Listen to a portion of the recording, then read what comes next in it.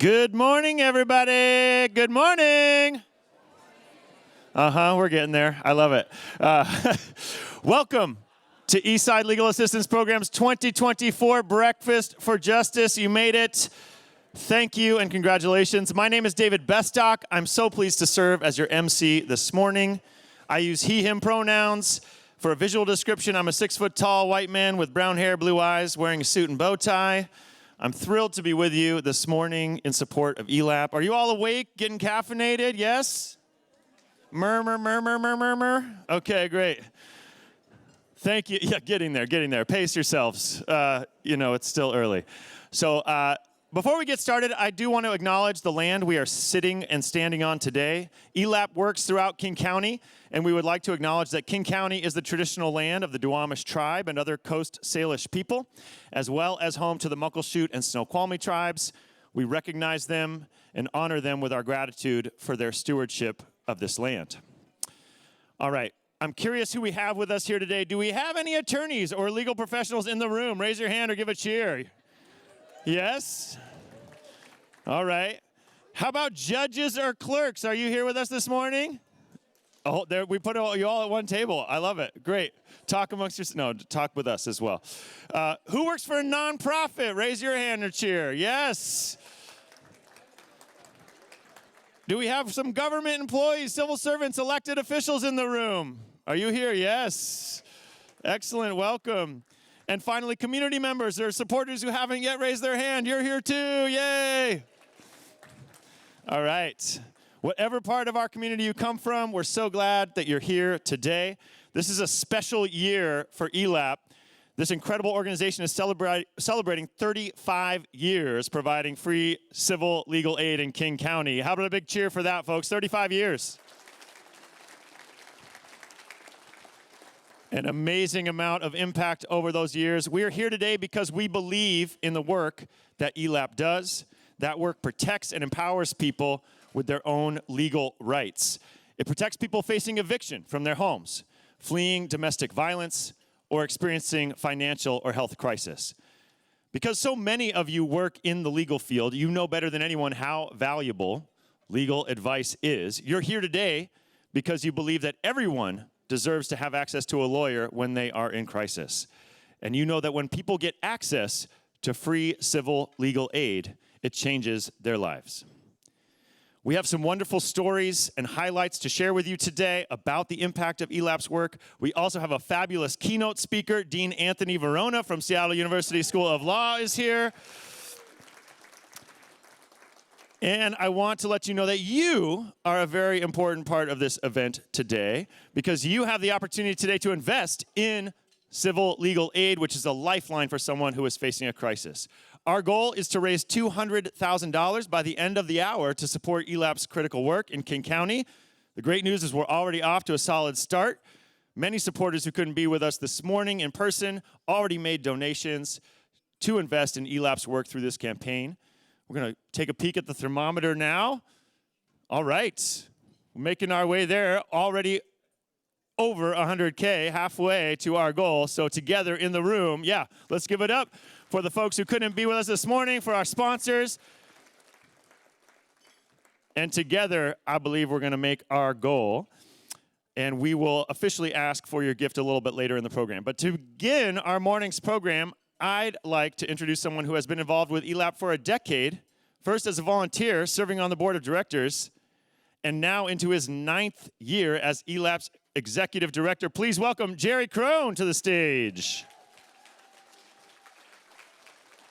How can you have that much energy at 7 o'clock in the morning? I don't get that. But anyway, it's great to be here. As David mentioned, this is our 35th year. We're excited. This is a big year for us. And we're very excited about what we've done in 35 years, the people that we've helped in 35 years. But there are 3 people here that were there in the very beginning. And they're here today.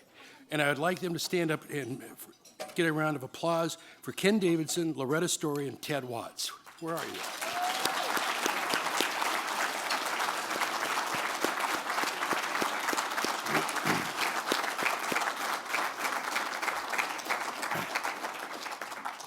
I always like to remind people that Ken Davidson actually signed our Articles of Incorporation 35 years ago, so thank you, Ken. The very first event that we held in 1989, Supreme Court Justice Keith Callow was the speaker. And he then ended up losing his reelection, which he told his kids afterwards was the best thing that ever happened to him. Because at that point in time, the Soviet Union was collapsing, and he went over with a group of other attorneys and judges who really started the judicial system in a number of those satellite countries as they became independent. He passed away in 2008, but I mention that just because it demonstrates, how much impact this organization, how much impact the legal community from the state of Washington has had worldwide. So I get to thank sponsors.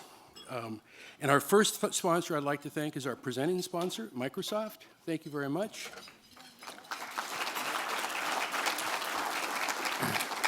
Our premier sponsors are Amazon and Perkins Coie. Thank you very much. Perkins, and our event sponsors is Susie Myers with Edward Jones, Symetra, T-Mobile, and the Wilson Sanzoni Foundation. And we also have Leadership and Champion of Justice. They're on the screen, I believe.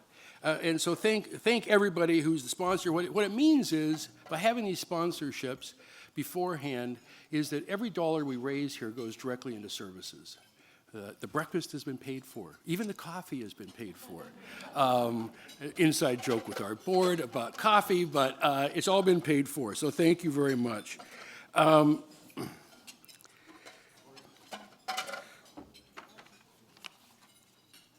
So we have a number of public officials here today, and I would like them to actually stand. The country is so divisive right now, but here in the state of Washington, for whatever reason, we live in this little bubble where our politicians get along. They may not agree on every issue, but they're civil about it, and they're nice people. And so I would like our elected officials, including our King County, our judges who are here in the room, I'd like them to stand and have a round of applause.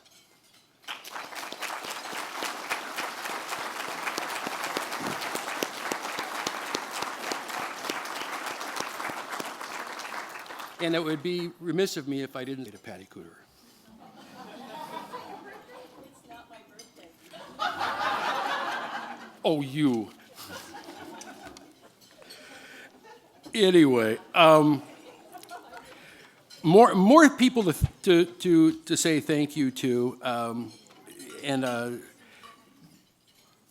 as we go forward too, I'd like to, first of all, a lot of people here volunteer with us. We have over 100 volunteers every year, and so if you have ever volunteered with us, just raise your hand. If you've ever done any pro bono work, volunteer work with us, thank you. Thank you.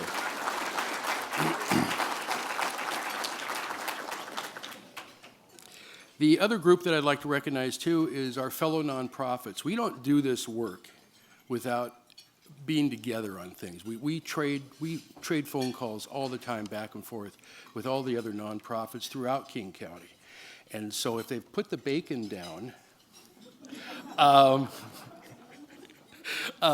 anyway, I would like my fellow nonprofit, if you work at a nonprofit, now's your chance to stand up and take a bow.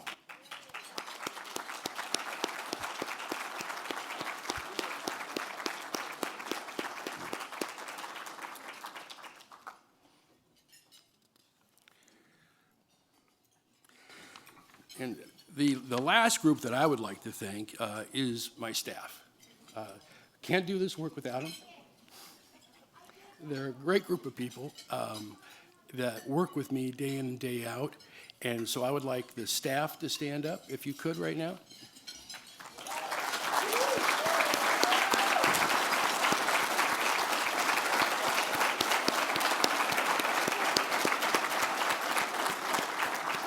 And we have a few alumni staff in the room. So if they don't mind standing up, I would appreciate that.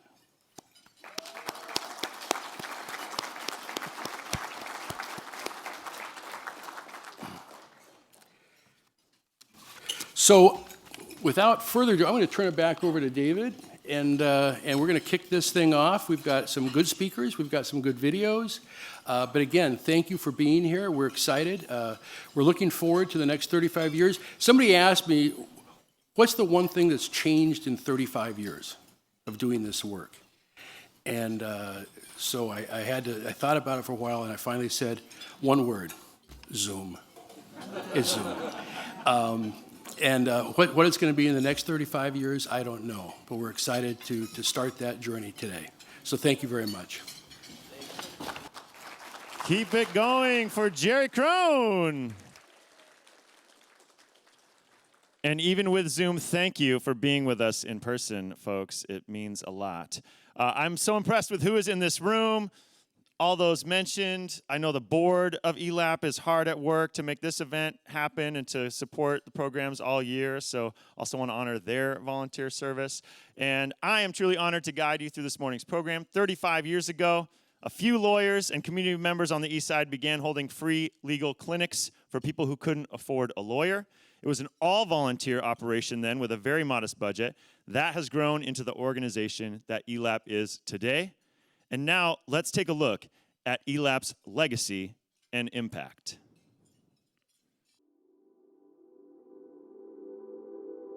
I met my husband out on the Air Force Base.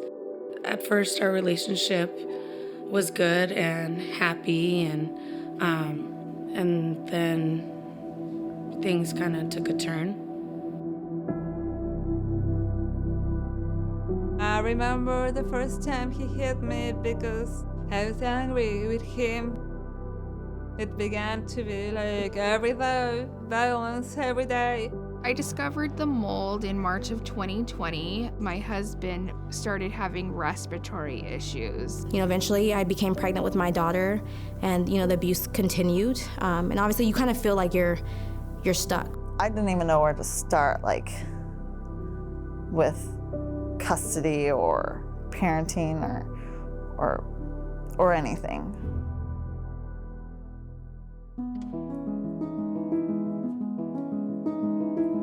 So ELAP believes that everyone deserves access to legal help.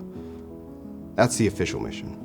For me, ELAP is there because it's this lifeline of civil legal aid. ELAP provides people access to legal help, whether it's a medical issue, whether it's a housing issue, whether it's domestic violence. Most people, when they have a problem, they're not thinking, oh, this is a legal problem. They're thinking, I can't see my daughter or my son, or I'm in trouble because I'm afraid of my spouse. Whatever issue, ELAP is there to help you navigate this very complex system that has a tremendous impact on your life.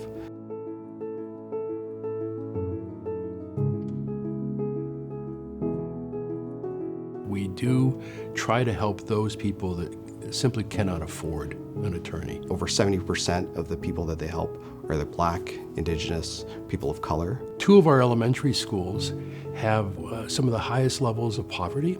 People want to be on the East Side because of the education, because of the safety, and so they find all sorts of creative ways to live here. 3 generations in an apartment. Those are the people that are forgotten about. 75% of people across the state of Washington that might have a legal issue, that are low income, actually don't get any help at all. If you look at the demographics of who we help, 78% are women. We work with marginalized communities. The biggest help that we do within the community is providing information. So they run these neighborhood clinics, volunteer attorneys attend those clinics. People can come in and have 45 minutes to an hour with an attorney to talk about an issue, or maybe a number of issues. ELAP is the one that gives them the next few steps so that they know how to empower themselves and then solve their problem. I think that empowerment is just truly amazing. I've seen what the staff, the volunteer attorneys, what they do day in, day out. They want to help and be the very best advocate, the unsung heroes for their clients. That's why they're there. For that person, they're not defined by their legal problem anymore. They can live their life as they deserve to.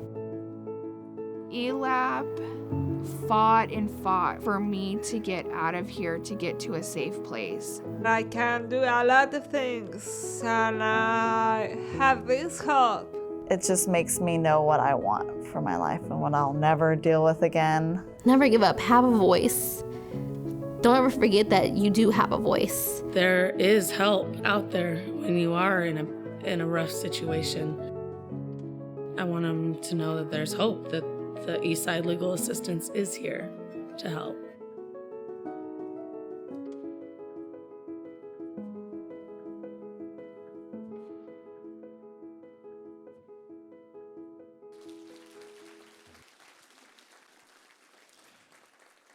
Thank you. Just a glimpse at some of the impact over these 35 years.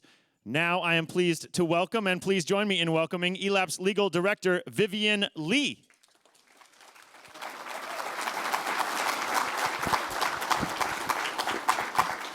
Good morning. I'm honored to stand here today and speak about ELAP's work as our legal director.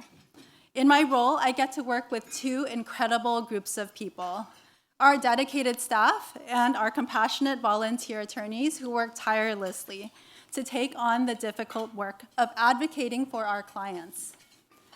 I get to see firsthand what happens when people get access to civil legal aid. But my journey didn't begin in this leadership role. About 10 years ago, I was a mother with a newborn and a toddler. I was eager to get out of the house, and I joined ELAP as a volunteer, immersing myself wherever I was needed. I recruited volunteers, I delivered pamphlets to community organizations, I transcribed those illegible notes from the clinics that you lawyers have written, and I scanned and shredded documents, and so much more. But it was through this volunteering that I learned how important ELAP's work really is. I transitioned into the role of a legal fellow, where I represented survivors in securing protection orders and navigating their family law issues. I then joined ELAP as a staff attorney, first specializing in domestic violence, and then I launched ELAP's first medical legal partnership. After a quick little detour to California during the COVID pandemic, I returned in 2022 as the legal director. And here I am, and this role has allowed me to lead this extraordinary team. While we provide services throughout King County, ELAP focuses on serving the East Side and South King counties. These areas have the fewest legal resources, making our work here so critical. The East Side in particular is facing an unprecedented divide between those with resources and those without. And while we last year, ELAP provided legal advice in 26 languages using telephonic interpretation. In fact, we're one of the heaviest legal aid users of telephonic interpretation in the state of Washington for civil legal aid. 78% of the people we work with are women. 68% of our community members are Black, Indigenous, or people of color. And more than a quarter are young people under the age of 35. The demand for ELAP services continues to surge. These past 2 years, we've seen the highest call volume and need for housing attorneys in our entire history. As COVID tenant protections have ended and funding that helped renters has dried up, more and more vulnerable families are facing an eviction and homelessness.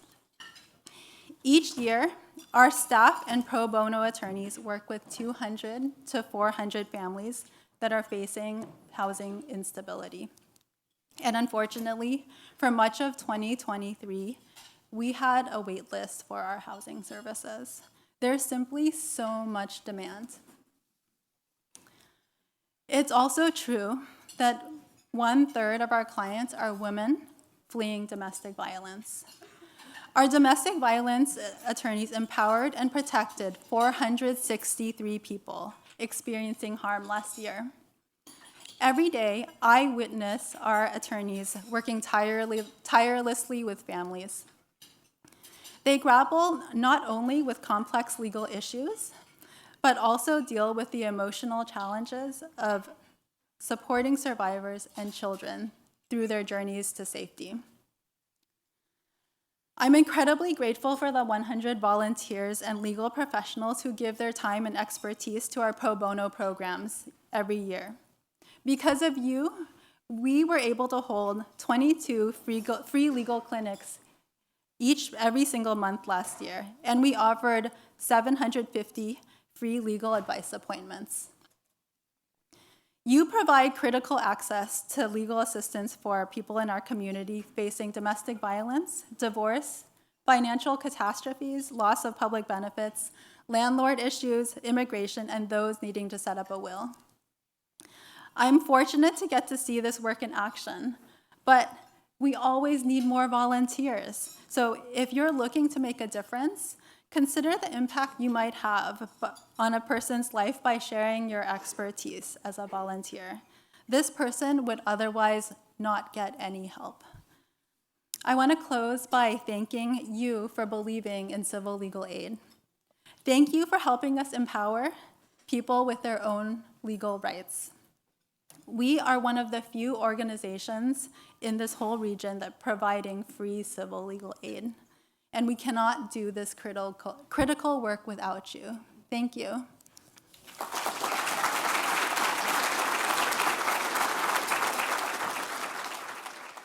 Thank you so much, Vivian, for sharing your story and your and ELAP's impact. So we now have another story. Speaking of impactful, this next story is one that will grip you. To ensure that everyone can hear the audio, I'd ask you to stay quiet. You are all very attentive. Thank you. All of you probably know that the legal system was not designed with the average person in mind. In fact, we laugh at it, yes.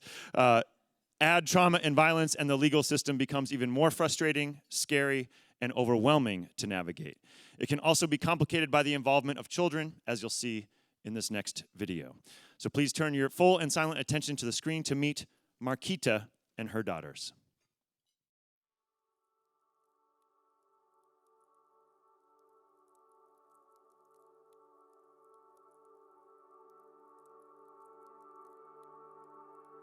Hi, my name is Marquita Shoecraft, and I am a native of Seattle, and I have two daughters, Morgan and Melanie.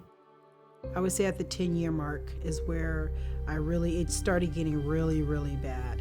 A situation would arise because he didn't like something, and he'll start slamming and throwing things.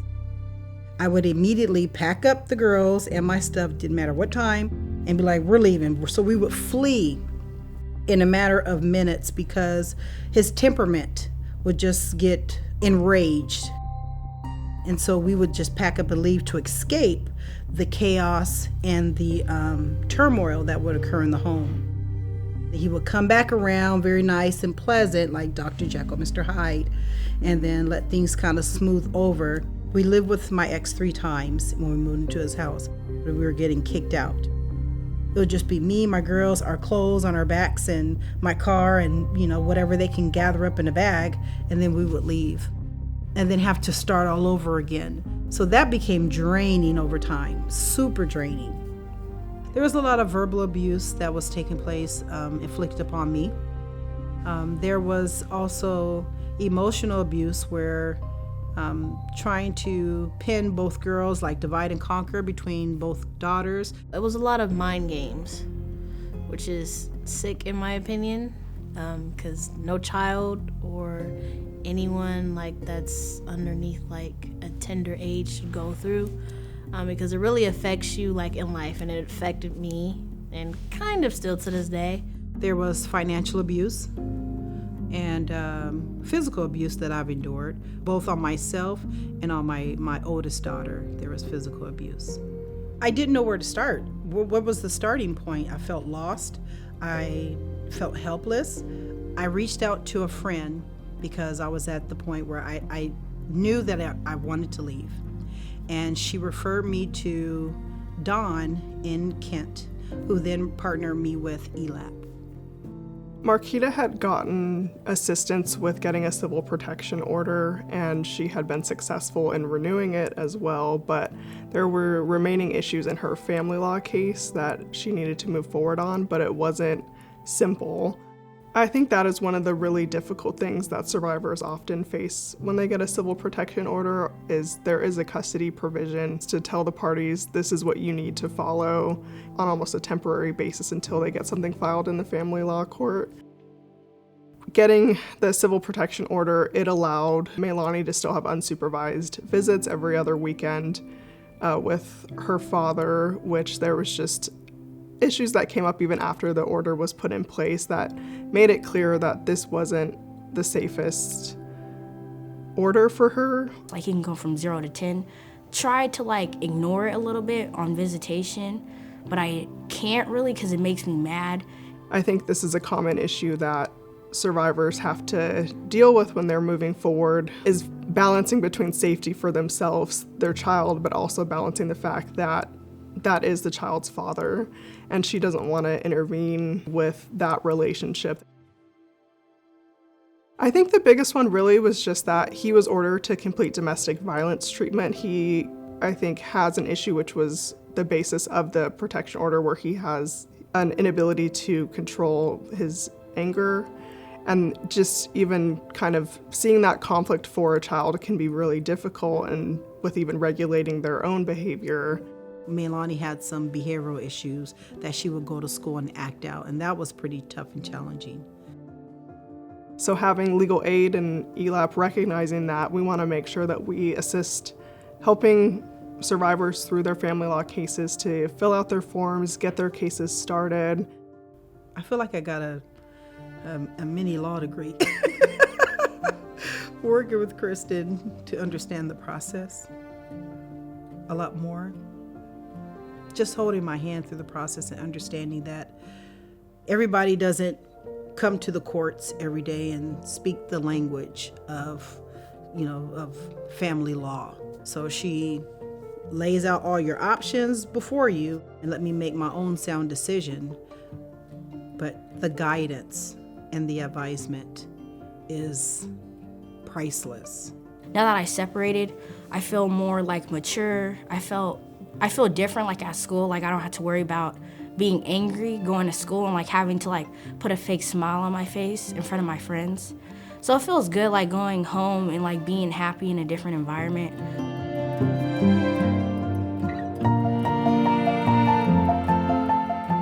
It felt like I was getting back in touch with the old Marquita because I've lost her along the way. I did. I lost her. I can tell that she seems more happier. Yeah, I can just see it in her face. It's like I got my mom back.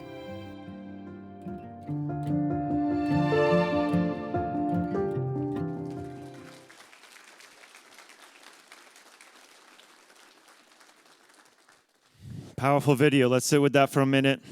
And I also want to extend gratitude to Marquita and her daughters for sharing their story. It's difficult when we hear stories like this and don't know how to help. What's empowering today is that we have a way to help. ELAP is a small nonprofit doing incredible work on behalf of this community. Their ability to serve and help people like Marquita depends on us. Today is ELAP's biggest annual fundraiser. As you've heard, our goal is to raise $200,000, so let's get started. Here's how to give today. You can scan the QR code on your printed program on your table and get our easy giving link. You can visit the URL that goes to, which is tinyurl.com/ELAP2024. That's tinyurl.com/ELAP2024.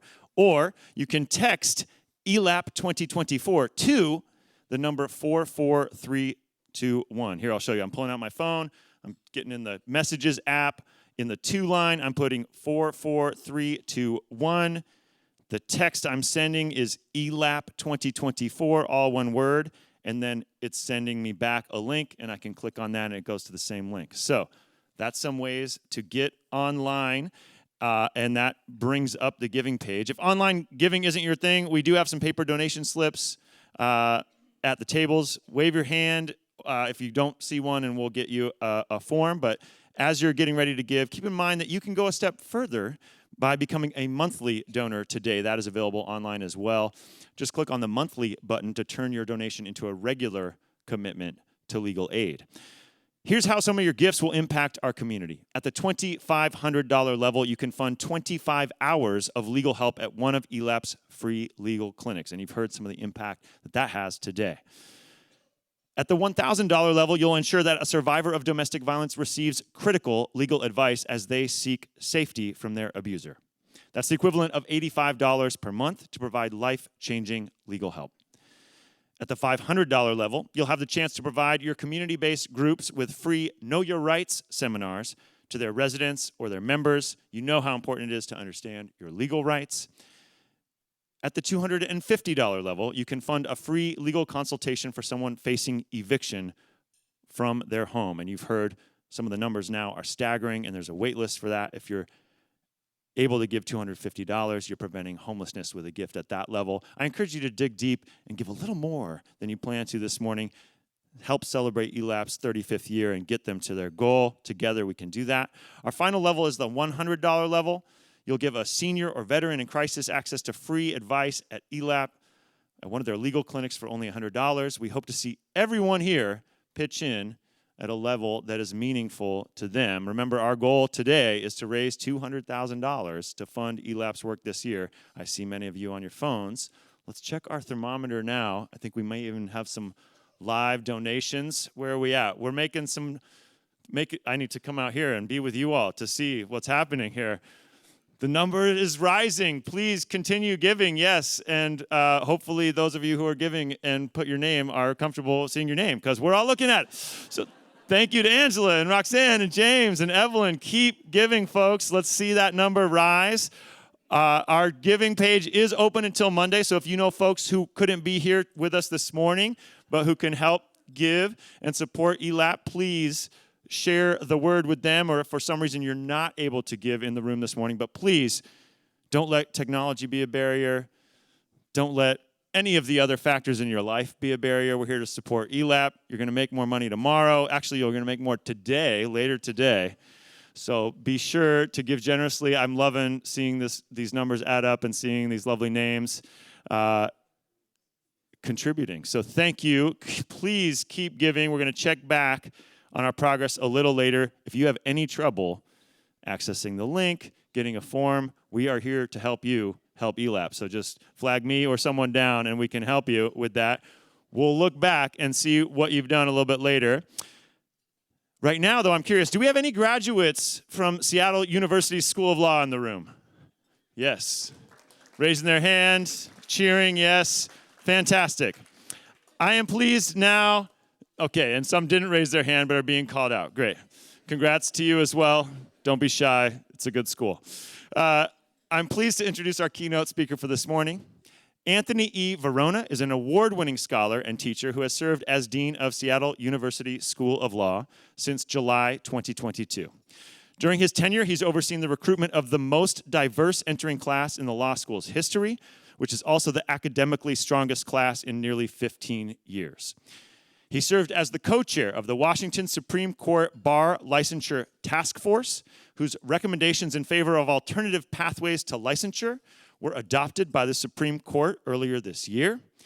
Varona was named one of the 20 most influential leaders in legal education by National Jurist in 2024, and Seattle U Law was named one of the most innovative law schools in the nation in 2023. Please welcome Dean Varona.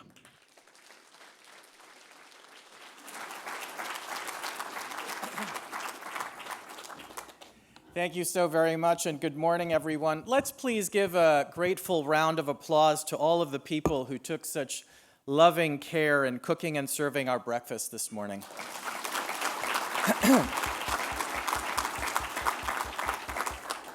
I am deeply honored to join you as this year's ELAP Breakfast for Justice keynote speaker, celebrating ELAP's 35th anniversary.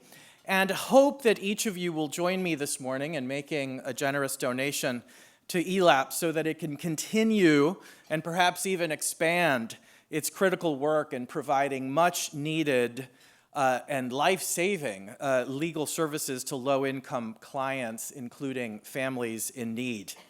I am a proud and grateful immigrant. Soy un inmigrante orgulloso y agradecido. I am a first-generation college graduate whose family immigrated to this country as Cuban exiles in search of a better life and freedom from a totalitarian regime. Our first few years in the States could be fairly characterized as working poor, and our first home was a cramped, cold, leaky attic of a kindly relative who gave my parents, grandparents, and me a free place to live while my mother and father sought work without college educations, in my father's case, without even a high school education, without English, but with great aspirations to achieve the American dream, which they did. I share all of that to illustrate how our family back then was very much like the many needy families helped by ELAP attorneys today. I am, in a way, a grown-up version of the children of many of ELAP's clients, whose lives are improved and whose futures are rescued and safeguarded by superhero lawyers who provide them with often life-saving and always life-repairing, life-preserving legal services. So the value of ELAP's work is deeply personal to me, and I am sure to many of you too. Seattle University School of Law, the law school I have had the honor of leading as dean for almost 2 years, is a sister institution, a proud sister institution to ELAP. Our missions are very much in sync, as my dear colleagues here at Table 5 know well. As a Jesuit Catholic law school, we are passionate about access to legal education, as well as access to legal services and justice. Like ELAP, our institutional DNA drives us to deploy law and lawyering as tools for social justice and in service to our neighbors at their times of greatest need. Like ELAP, we are passionate about equity, fairness, ethics, and the dignity of all beings. In fact, because Seattle U Law and ELAP have overlapping missions, I thought you would appreciate hearing about 3 important initiatives spearheaded by or in partnership with Seattle U Law that may be of interest to supporters of ELAP like you. First, I will share some information about our Hybrid Hubs initiative, which we are in the process of launching now.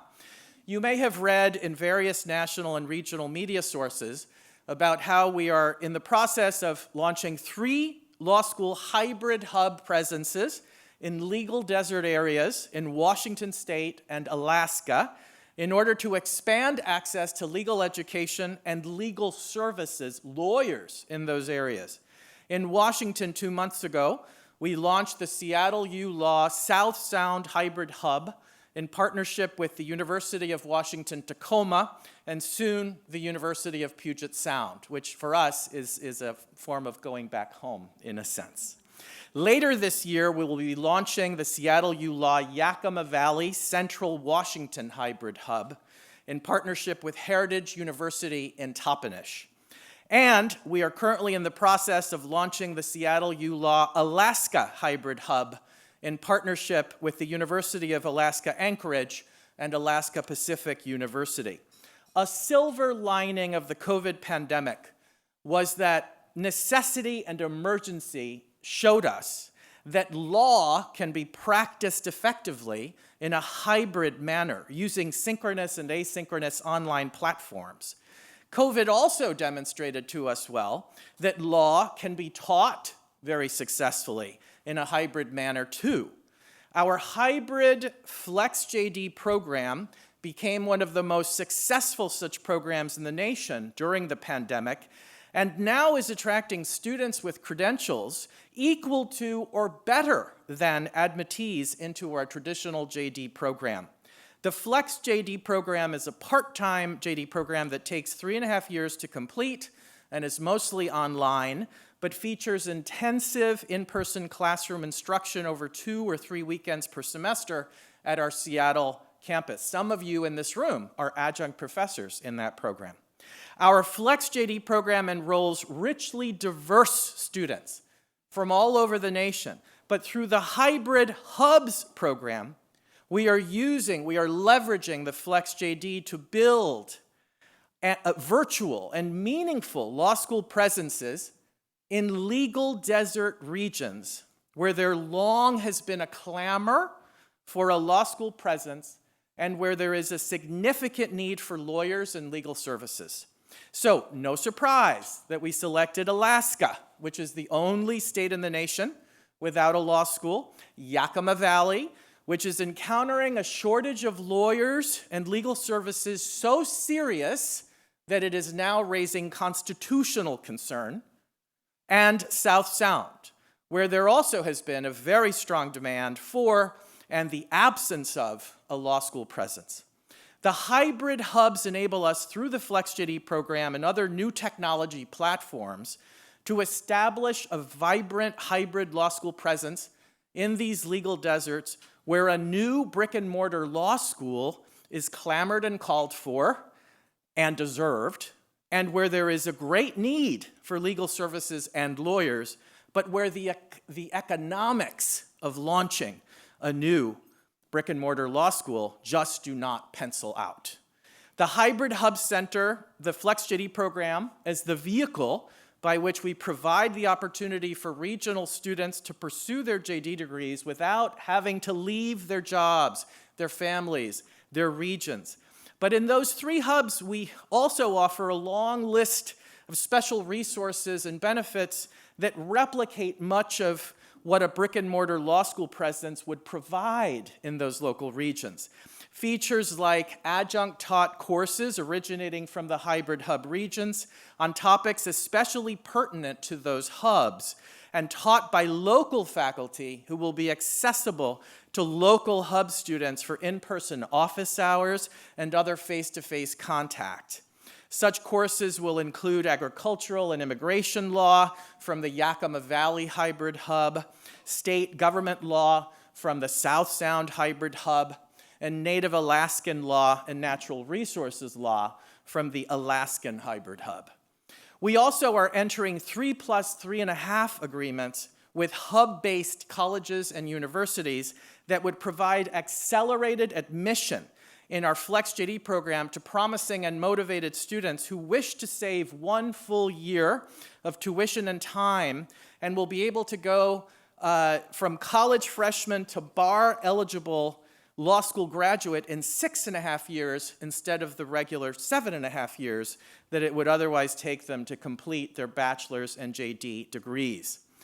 In addition to the hybrid hub-based adjunct-taught courses on areas of law especially pertinent to the local region and accelerated standing programs with area colleges and universities, we also, through the hubs, will be offering expanded externship programs and opportunities, even clinical education engagements rooted in the respective hybrid hubs, alumni and employer networks and events focused on the hybrid hub regions, the placement of our graduates in legal jobs within these legal desert regions, VIP legal guest speaker events and symposia and conferences and other collaborations with our hybrid hub institutional partners that would replicate the kind of law-based intellectual life ordinarily facilitated, provided by a brick-and-mortar law school presence to their local community. We also will be offering with our hub-based institutional partners hub-specific pre-law counseling resources, library and other physical study spaces and other workspaces, and other resources akin to a physical law school. The response that we have received so far to this innovative hybrid hub initiative has been extraordinary. Regional leaders in Alaska, South Sound, and Yakima Valley and Central Washington have embraced and encouraged us. Higher educational institutions in the 3 regions and other regions have affirmatively reached out to us to partner with us and to support our efforts in establishing these hybrid hub law school presences. local prospective student populations have shown tremendous interest. As just one example, a few months ago, we launched with Alaska Pacific University as part of our Alaska Hybrid Hub, a new MBA-JD joint degree program using a hybrid modality for both degrees. The open information session attracted standing room only attendance in a large room provided to us by APU. And what is most important here is that almost every prospective student who attended that information session was a native Alaskan. These are students who told us that they were bound to their land, bound to their families, bound to their work in such a way that would entirely rule out a traditional 3-year in-person JD, which would require a move to Seattle as the nearest city with a law school. The hybrid hub, our Flex JD, and this additional dual degree program with APU would make accessible to them high-quality professional education that otherwise would be out of reach. We are very excited by what our new and innovative Hybrid Hubs initiative will yield and how it promises to address the access to justice challenges of legal deserts by providing a hybrid hub law school presence to those prospective students, many first-gen and BIPOC, who not only wish to study law in these legal deserts, but also to graduate as practicing lawyers, providing much-needed legal services as they graduate as lawyers in these same regions, where lawyers and legal services are in such short supply or completely absent. So that's the Hybrid Hubs initiative, and we couldn't be any more excited about it. I know that you, as ELAP supporters passionate about access to justice, probably join us in our excitement. The other major initiative that we have had underway at Seattle University School of Law is that of our role as facilitating and hosting institution for the Washington Supreme Court Bar Licensure Task Force. Several of us in the Seattle U Law administration and faculty were tapped by the Supreme Court to help lead the task force's efforts in assessing and possibly recommending alternatives to the traditional bar exam. Again, to address the significant problems we have in Washington in access to justice and the shortage or complete absence in some parts of the state of legal services. The task force also has focused on long-standing and documented problems with bias in traditional licensing methodologies that has kept first-generation and candidates of color from achieving law licenses and providing much-needed legal services in their communities. As many of you know, after several years of extensive research, deliberation, study, consideration, the task force formally presented our recommendations to the Supreme Court, and the court, in turn, gratefully, accepted all of our main recommendations and is now working with the Washington State Bar Association on implementing what national experts in bar licensure reform have called the most comprehensive set of attorney licensing reforms in American history. Our recommendations and the court's ultimate orders did several important things. First, they lowered the passing score to 266 from 270, a new score shown to amply protect the public and demonstrate basic competence without artificially and arbitrarily excluding worthy candidates, many of them, again, first-generation and BIPOC candidates, from licensure. Some of you remember that 266 was the pass score during the pandemic. Second, the Supreme Court established a curricular experiential pathway to licensure that would enable law students to complete 12 credits and 500 hours of qualifying externship and clinical education curricular engagements as admission and practice rule APR 9 clerks to demonstrate their competency to practice under bar-approved supervision by designated faculty. Third, and similarly, the Supreme Court adopted the task force's recommendation to create a new post-graduation experiential apprenticeship pathway to licensure, which would enable a law school graduate to demonstrate competency to practice law by, for 6 months, working under the tutelage and oversight of a designated experienced licensed attorney who would be able, at the end of the apprenticeship, to certify or not certify, to vouch for or not vouch for the candidate's competence to practice law. I am greatly simplifying the reforms for the sake of time, and there were many others as well, including a pathway for APR 6 clerks. But suffice it to say that we're thrilled that Washington is helping to lead the way in removing artificial barriers to licensure that unnecessarily have been keeping otherwise qualified and competent candidates, many of them BIPOC and first gen, from providing legal services in legal desert areas of the state.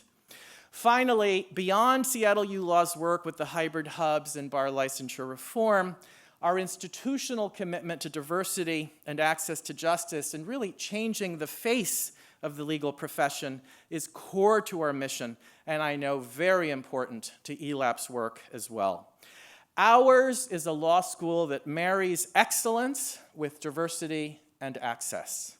We are proud to be the most diverse law school in the entire Pacific Northwest, with an entering 1L class this year that is the most diverse class in our history, but that also boasts the strongest academic credentials in nearly 15 years.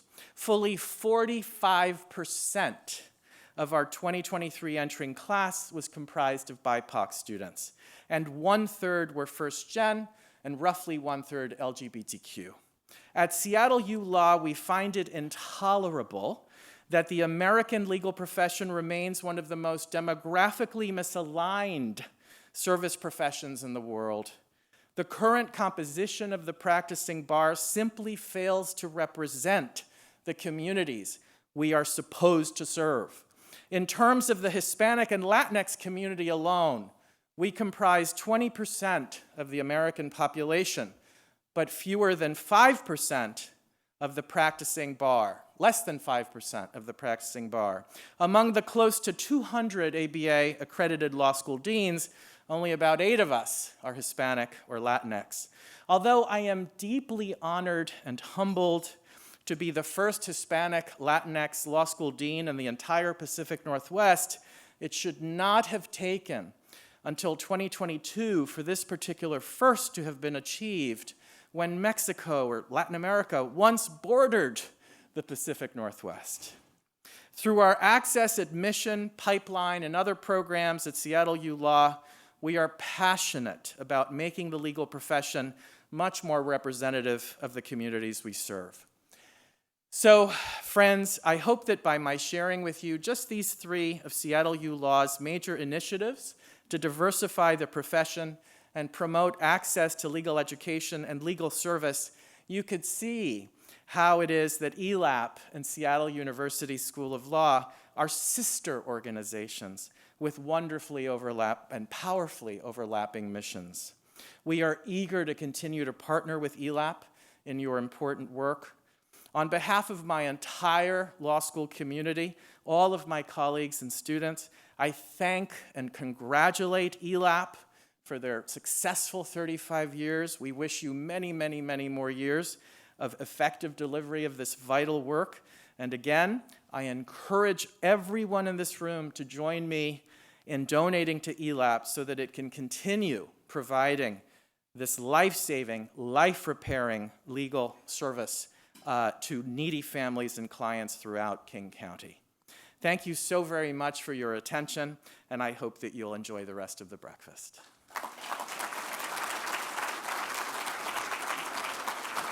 Yes, keep it going for Dean Varona. Thank you so much. Thank you so much for your leadership at Seattle University within our legal community, and kudos for being so charismatic while giving us a lot of information in that talk. All right, folks, speaking of you donating, let's check our thermometer now, see where we're at. 137, yes, let's keep climbing. Maybe you already gave and you're inspired by what you saw here today. You can give again. Also, if your employer matches your donations, please make sure they do that. If they don't, now's a great time to have them start with your donation to ELAP. And again, our donation link, our site is open until Monday, so hopefully through this weekend, we can all join in helping meet the goal. Again, if you need any help donating, we're here to help you. And with that, I would like to welcome up to the stage ELAP's board president, Dan Choi to wrap us up. Welcome, Dan.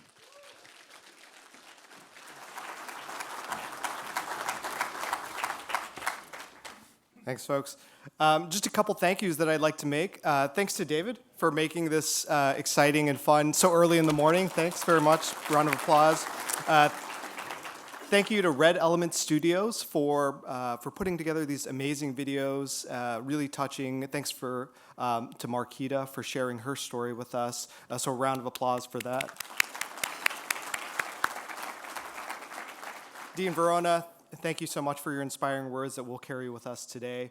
And then also special thanks to Alex. She's, I think, who really was instrumental in putting this all together. Thank you. On behalf of the board of directors, I want to thank you all for being here today, for supporting ELAP. Now, I'm a patent attorney, and some of you may wonder why a patent attorney is so invested in this organization. And I'll tell you that it's in part because of an air conditioner. Well, years ago, when I was practicing law at a law firm, I was working on a patent application, and a very senior partner who is kind of intimidating walked into my office and asked me if I could help with the pro bono case. And I did what anyone would do in that situation, and I said, yes, I will help. Now, our client, this was my first pro bono case ever. Our client in that case was a woman who had been locked out of her apartment, and all she wanted was her stuff back. She was in very poor health, and then within her stuff was the one thing that had any value to her, which was a portable air conditioner that she wanted to be able to give to her daughter. Now, I saw firsthand what difference it could make to have a lawyer in your corner. We got the air conditioner back. We won the case.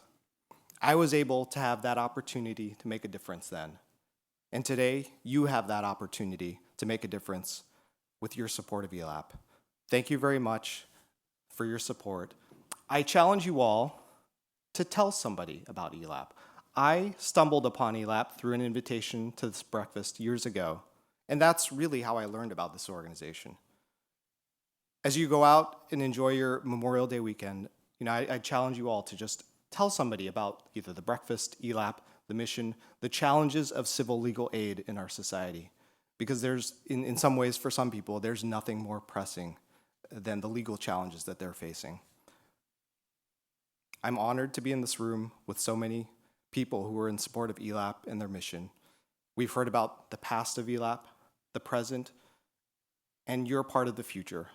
Thank you so much. Thanks for being here this morning, and have a great rest of your day.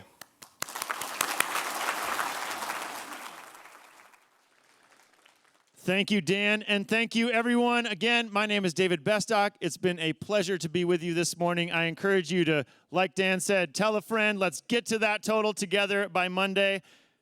Hope to see you again next time. Give yourselves one last round of applause for what we did here today.